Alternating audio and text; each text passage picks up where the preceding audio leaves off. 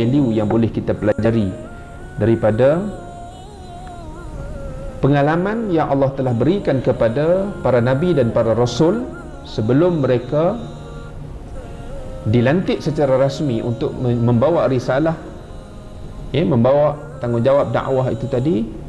Kenapa mereka diberikan tugas untuk mengembala kambing? Jadi dalam kitab, kalau kita perhatikan, banyak dibincangkan oleh para ulama. Jadi kita ambil secara ringkas apa yang boleh kita manfaatkan untuk panduan kita bersama. Yang pertama, dari segi kelebihan untuk menternak kambing ini, dia kata merupakan satu proses yang perlu kepada proses as-sabru wal anah.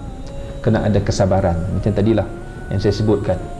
Karakter kambing yang manja, karakter kambing yang lemah, dia perlu kepada penjagaan yang lebih jika nak dibandingkan dengan haiwan yang lain.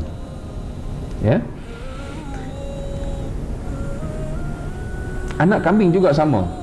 Sebab tu kalau tuan pergi tengok orang yang menternak dia datang kambing, dia ada botol susu macam mana bagi dekat baby. Untuk anak-anak yang lahir ni, nak jaga betul-betul supaya dia boleh membesar. Sebab kambing ni kita tahu lah, salah makan sikit kembung perut,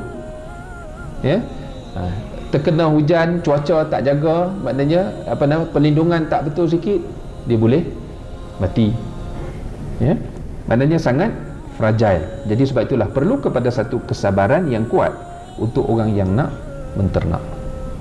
Jadi itulah sifat yang perlu ada kepada seseorang yang nak menjalankan tugas dakwah.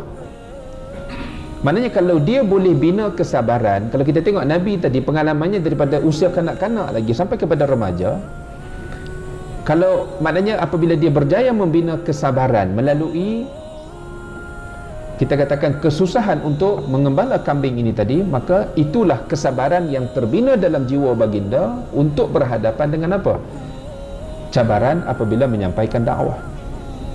Macam mana nak belai supaya orang ataupun mad'u, maknanya mereka-mereka yang didakwah itu dapat menerima apa yang cuba disampaikan oleh baginda.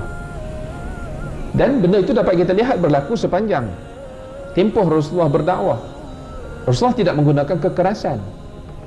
Ketika mana baginda pergi ke Taif, orang Taif sambut dengan kekerasan, baling batu, baling najis haiwan. Rasulullah keluar dalam keadaan menangis, datang malaikat tawarkan untuk hancurkan penduduk Taif. Rasulullah kata, Jibril kata, kalau nak aku akan angkat al-jabalain, dua gunung tu untuk aku hempaskan ke atas penduduk Taif. Tapi apa kata Nabi? Tak perlu, kerana hari ini mereka menolak, tapi masa depan akan ada zuriat mereka yang akan menerima apa yang akan aku sampaikan ini. Jadi kesabaran itu kita lihat terbentuk dalam jiwa Rasulullah.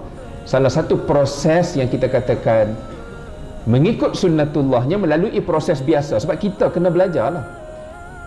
Sebab Nabi-Nabi ni tuan-tuan, Allah boleh inculcate dia punya, kita katakan, ideal values itu tanpa perlu melalui proses ini semua. Macam kita katakan bagaimana Allah perintahkan Jibril datang, bedah dada, keluarkan jantung, bersihkan, masukkan nilai-nilai baik. Allah boleh buat begitu.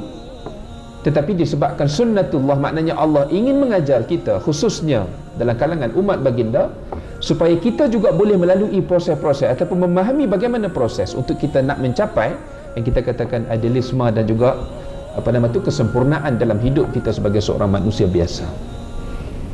Jadi kesabaran boleh dipelajari melalui proses menternak kambing.